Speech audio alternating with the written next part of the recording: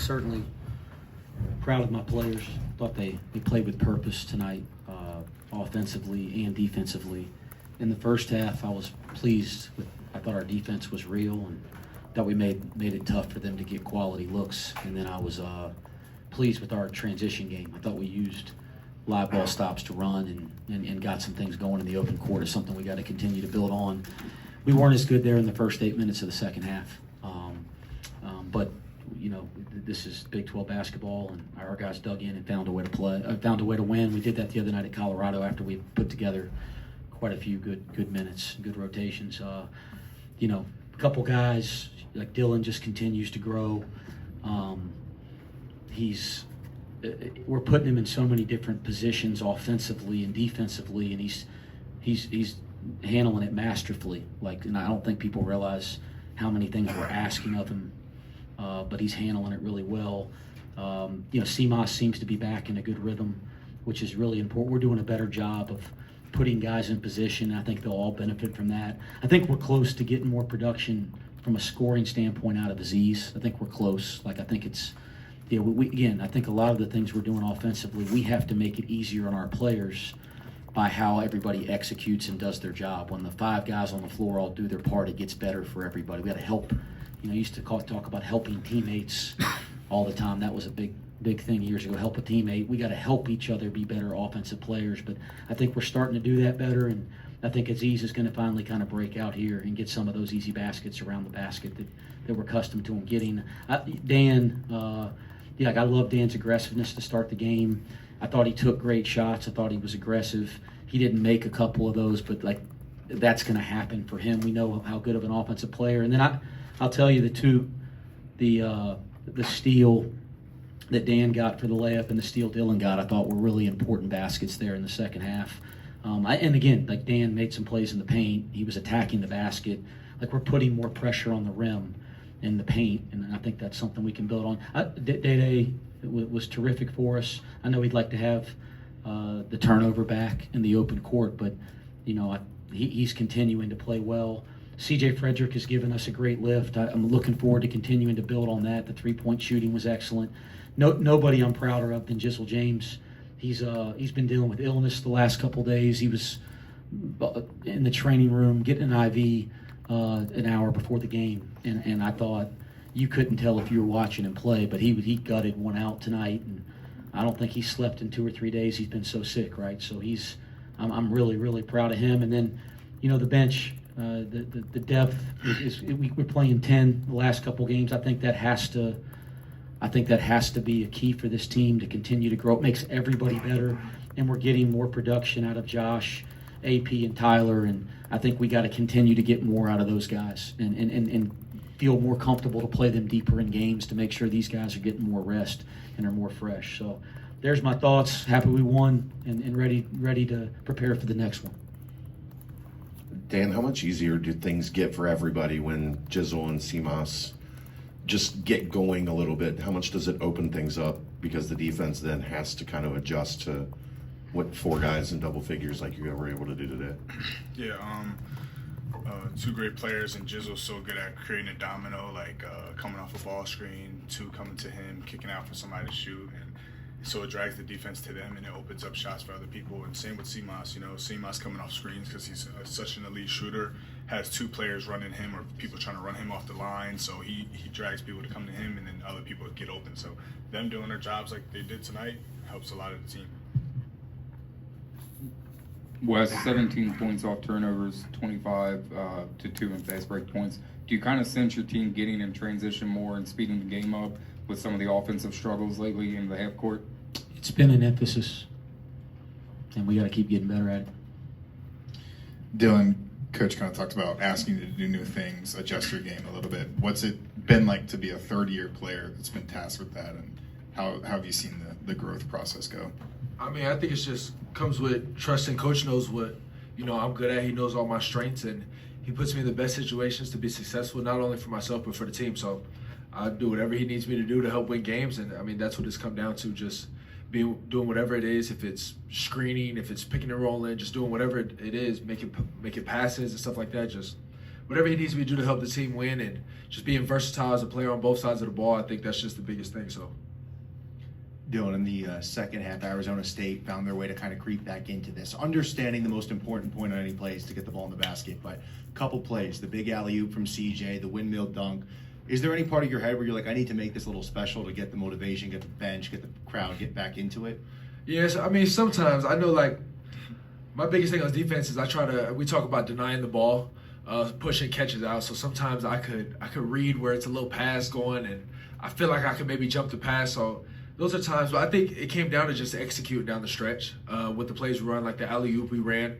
That's how we ran. We didn't run that at all, and then we ran it down the stretch. So I think it just came down to executing, playing hard to the last minute, the last whistle. And I think once we do that every time and just continue to execute down the stretch, we'll put ourselves in good positions. Coach, you sat up there last week after the Kansas game talking about 4 consecutive losses, how you could be just looking at this as just a bad 2-week stretch. Now that you put 2 in a row together, Texas Tech coming to town in just a few days, are you talking about it the other way, or is it more of a kind of trying to ride the boat evenly? I'm not talking about anything. We're going to break here. Staff's going to go start working on Texas Tech, and we got another very, very difficult game in the Big 12 we have to prepare for. Let's get better tomorrow, and let's prepare to play another basketball game. You guys had a scoring drought of 8 minutes and 8 seconds. Are you aware of that when you're on the court? Like, wow, it's been a long time, or can you guys just recover from those things much better now? Who are you asking, Scott? Whoever wants to answer. Yeah, I think when a basketball team doesn't score in 8 minutes, they freaking know, man. Yeah, no doubt. I can tell you the coaches know, but you know, you try to win the next damn possession. You try to, whether that's defensively, and we weren't as good defensively during that stretch, right? We got out and ran a lot in the first half, but we also defended our tails off. And that stretch in the second half, we didn't do a whole lot of things well, didn't rebound well, didn't snatch the ball well, didn't get the loose balls well. So you just try to win the damn next possession, and then everybody do their job on offense and let these guys be the players they are. And I think everybody here sees in stretches that our guys are really damn good offensive players. So we'll just keep working at it. But yeah, we trust me, we know, they know. And, you know, what I'd say is to our players, is, yeah, you have an 8-minute stretch, you don't score, and you damn win a Big 12 game. Keep getting it out the mud. Just keep competing, keep playing the next play. Dillon, do you guys ever compete in practice for any dunk competitions, or who can throw down the best slams? No, not really. But sometimes when we work on our loud plays, AZ wants to get them, and we laugh about it. But nah, not really. I don't know. I just go up there and do whatever's needed for me to do. Go dunk it. You didn't answer the question where you said who wins them. I don't think that. Come on. y'all should know. Y'all would know. Coach Jaden Quaintance, 15 points, 14 rebounds tonight, 5 blocks as well. What stood out to him, and what kind of challenges did he present for you guys, especially as a young 17-year-old? He's incredible. And he's a really nice kid. We recruited him. He's been on our campus a couple times. Terrific young man, and you can see how much better he's getting as the year goes on. I remember watching them play against Duke back in like October in an exhibition game, and how much better their team is and how much better he is. First of all, give Bobby a lot of credit. That's a really good basketball team. The thing that impresses me most is how he got every loose ball. I mean, he snatches every ball. Like that's incredible talent. And then so you know people that know how to get the ball with his size and ability to move. As his game continues to grow, he's already a very, very good player. He's going to be a great player. Coach Tyler Betsy, 5 points, saw a 3-pointer go in for the first time in a while. But it seemed like offensively, the little stuff, setting screens and being in the right place, that he's making some strides there. How important is that for him? You know, everybody looks at the 3-point shooting because he's so good at it, but the little stuff that it seems like his game is growing. Yeah, I'm really, really happy for him. I kind of knew it was a matter of time. He's a lead shooter.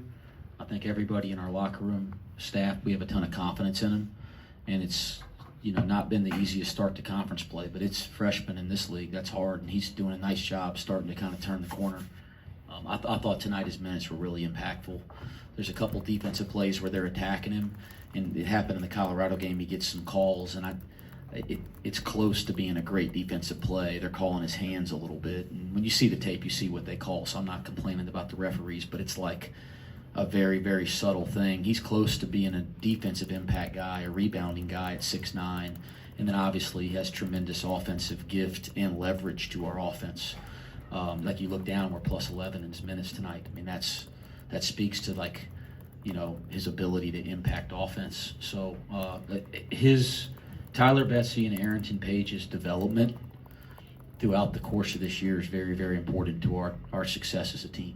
And the more they can continue to grow and impact games in their stretches, the more minutes they can play, and I think that makes everybody better. Anything else? Right. Oh, Russ. Dan, you had a career high, or tied a career high with 8 free throw attempts in this game. Was it a mindset? Was it just the ability to get those loose balls and get some contact? Was there anything different with getting 8 free throw attempts in this one? I feel like us as a team, we moved the ball really, really well and had them in long closeouts and scramble situations where we drive to the basket, draw 2, kick it out, and then hit the one more, and I pump fake because I'm wide open, and they come out, run out, and I had a straight line drive lane, and a couple of those I just was aggressive going to the basket, but I wouldn't have got those situations if my teammates didn't set me up for it. Coach, you talked about Jizzle battling through the illness, getting an IV before the game. He looked good offensively tonight. The mid-range is working. Was that anything different that he did, or was it just a matter of the shots falling? It's just a matter of time with him. And you know Lid's not going to stay on it with him forever. You guys have watched him for a year and a half, and you've already seen what he's capable of. So, as I've said, I don't worry about my guys, man. I have so much confidence in these kids, young men, I should say. A lot of them aren't kids anymore, but I have so much confidence in all of them. We know what they're capable of, and you got to let guys play as a coach. You got to let guys play through some failure and some mistakes, and when you do that, you know, they'll start getting back to playing at the level they can. And from a shooting standpoint, the ball's going to start going in for Jizzle. You could saw the start of that tonight. For those that don't know, how crazy is the prep time? You get home from Colorado late, you got to get this game in, and then Tuesday you have a quad 1 opportunity with Texas Tech, and it's like not much time to rest. Yeah, you know, we're playing 20 games in this league right this year. I think it'll change moving forward, but playing 20 games this year in 10 weeks. No buys, lots of travel, as you know, because the league's so spread out. But if you want, so it puts a lot of stress. The travel, we got back at 3:30 in the morning from Colorado on Wednesday night, and that's a really short turnaround to play at 2 o'clock on a Saturday, and then it's a really short turnaround to play again. But I'm sure somebody will try to twist this around that I'm complaining. Everybody, they'll leave this part of the quote out for sure, but everybody in our league is doing the same thing. So I'll answer the question that that creates its own challenge on coaches and really the players. But to make a deal out of it, that it has any impact, over 20 league games, everybody's doing the exact same thing in this league. So it's to me, there's no point even worrying about it because, again, it's equal, in that sense. Everybody's got to go through it. 20 league games in 10 weeks, no buys, the whole league. So if it's difficult on us, it's also difficult on Arizona State tonight. It's also difficult on Texas Tech and West Virginia, whoever else is in this same swing right now. So I'm not going to complain. I hope if you quote me that I was talking about the difficult travel, that you also say that it's not a factor because everybody's doing it. Thank you. Thanks, guys. Appreciate you.